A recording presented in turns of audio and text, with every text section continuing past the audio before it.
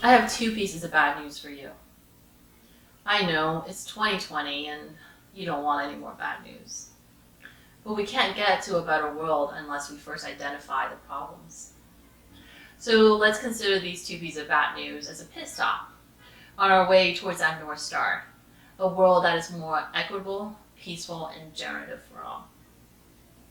The first piece of bad news is that despite of how much time your teens spend on their phones and online, the majority of them will fail a basic digital literacy exam.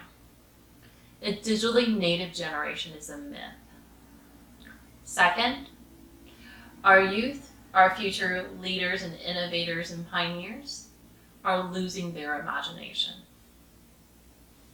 My name is Charlie Grosso, and I'm the founder and executive director for an international nonprofit called Hello Future. Our mission is to transform the refugee youth experience. And we do that by teaching them essential digital, entrepreneurial, and leadership skills. Before we dive into these two areas, discuss their implications, and more importantly, what we can do about them, we need to start at the beginning of the Hello Future story. In 2015, I was in the midst of a career inflection point. I had enjoyed a successful award-winning career as an advertising and documentary photographer, creative director, and brand consultant, and I was ready for something else. The Syrian refugee crisis was at its peak, and I found myself unexpectedly drawn to it.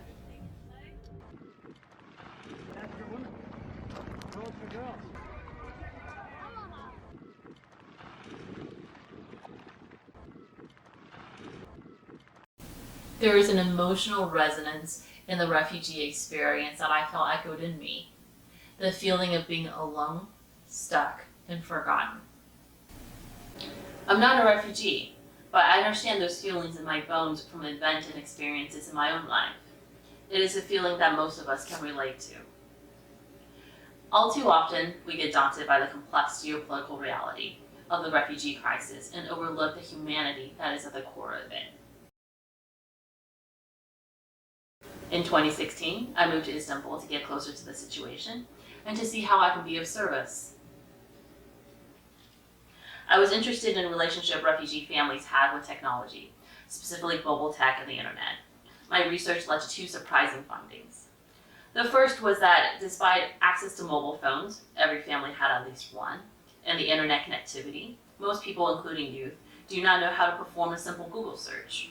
Their engagement with the internet is passive, scrolling through Facebook and staying in touch with loved ones through WhatsApp. They're observants but not participants. The idea that they could search for learning opportunities online never occurred to them. The idea of media literacy or having a healthy skepticism on the validity of the news shared via social media remains for many just as foreign as a Google search.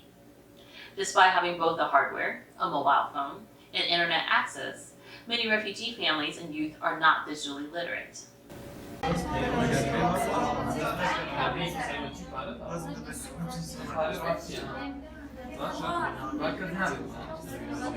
The second surprise discovery was that there are very few organizations offering services and opportunities to teens, leaving them vulnerable to early marriage and radicalization.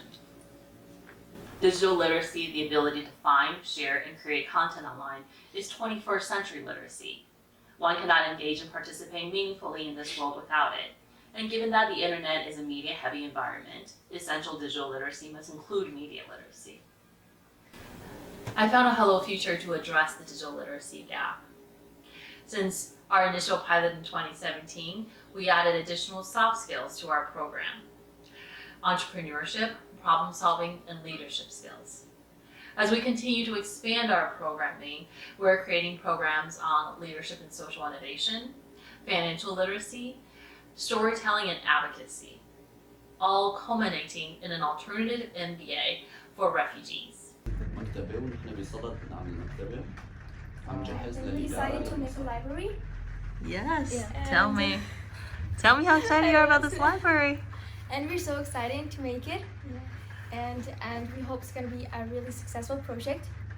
And at the moment we are so positive. And we're trying to be positive.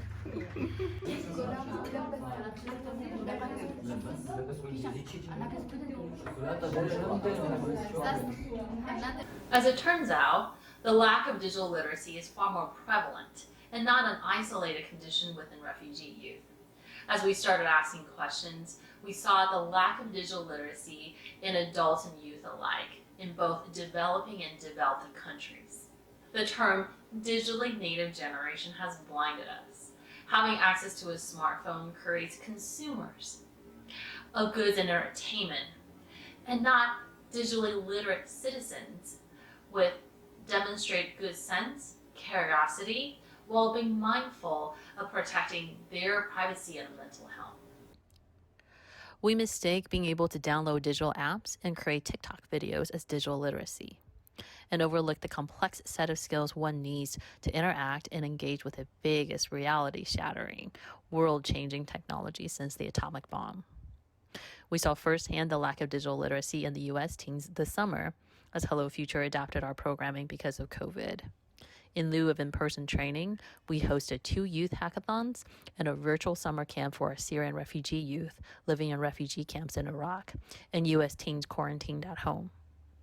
Our Syrian students, having completed our basic digital literacy and problem-solving course, can navigate the basic digital environment demanded by remote learning.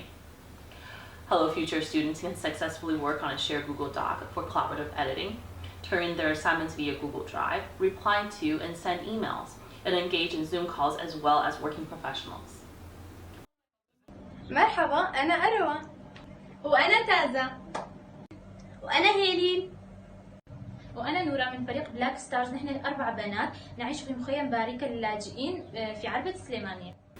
It was surprising to see the U.S. students coming from a more robust socioeconomic background without having their education interrupted by civil war demonstrated the same knowledge gap in privacy, social media vulnerability, mental health trauma, and media literacies as refugees from my original research in 2016.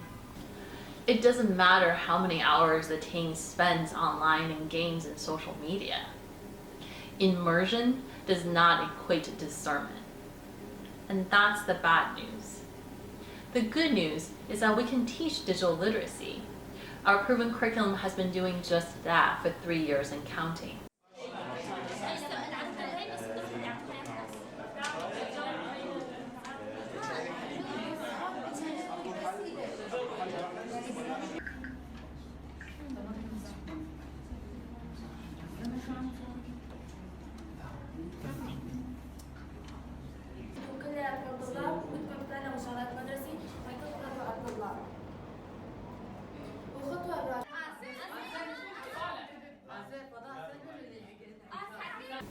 But through this COVID summer, the 2 hackathons in our virtual summer camp, we discovered something else that was far more alarming than the lack of digital literacy.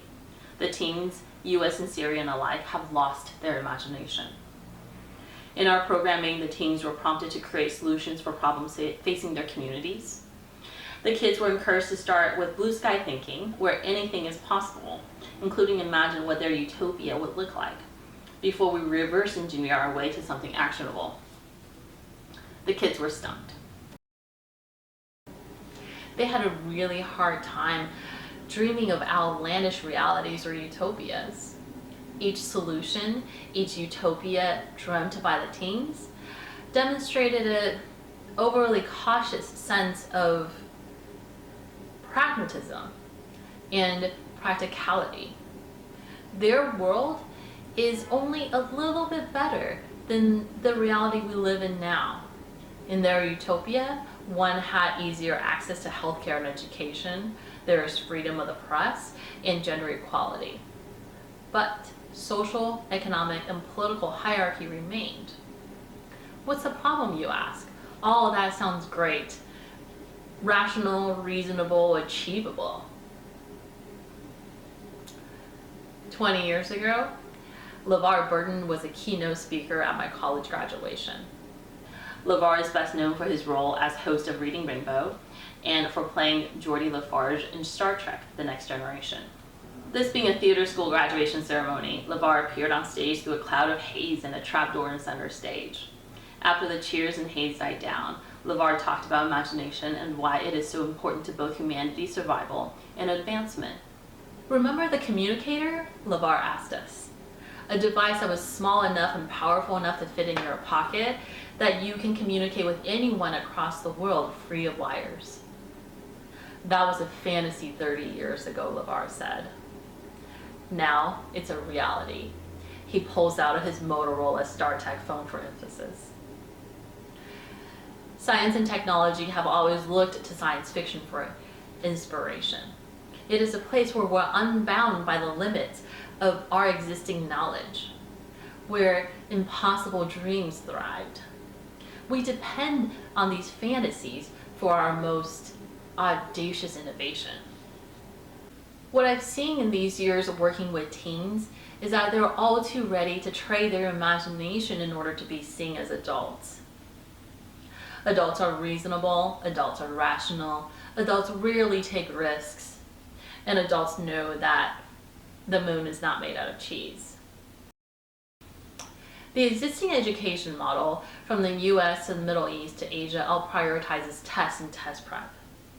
How much time in the classroom do we spend on memorization, comportment, test, and test prep?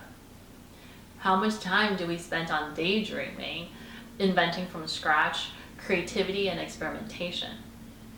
The loss of imagination in this self-imposition of limitations is a result of this imbalance. We don't need our kids to dream of better ways to get access to healthcare and education. There are countless policy papers detailing how we can get there.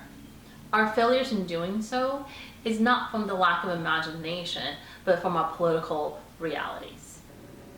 Humanity as a whole is facing unprecedented challenges. In the US, our West Coast burns while our South Coast floods, all in the midst of a pandemic. Late-stage capitalism combined with a sixth extinction, this time caused by humans, will result in absolute catastrophe if it is allowed to continue. We need our youth to dream of impossible things, technological marvels that are yet to be dreamt. We need our youth to dream of a world that is leaps and bounds better than our current reality. We're past the time for incremental changes. We need them to set a vision far out into the galaxy so that we can use that as our inspiration and our North Star. As part of the virtual summer camp, the teens spend a good amount of time considering each other. Syria versus the US, refugee teens versus privileged teens. They were tasked with a challenge of what they can do to make the world a little bit better. Those ideas became a short film. Here is a trailer to I See You.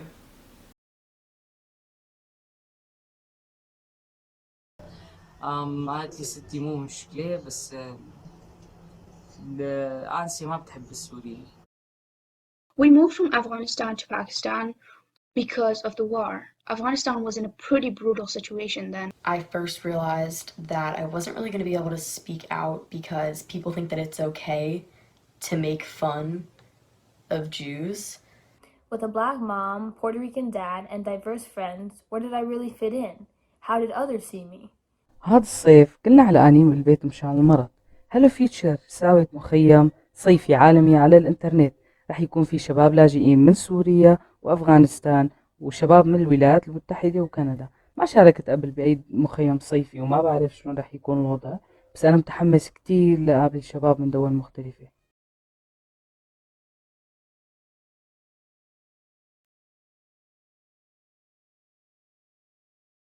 You can see the full film on our site, and I would like to invite you to join us on October 24th at 1 p.m. Eastern for a virtual Meet the Filmmaker event. RSVP and the film is available on our site at hellofuture.io. The education crisis we face is as urgent as the climate crisis. Technological innovations depend on our children's imagination. True equality starts with our ability to see each other. Emission reductions starts with a shift in worldview. Everything is connected to everything else.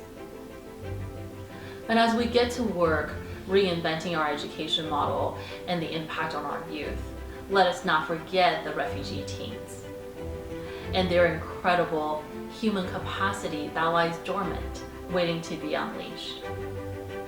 It is entirely possible that the minds and the talent and the imagination that would take the world to heights we've yet to see lies dormant in the minds of a 16-year-old Syrian refugee girl.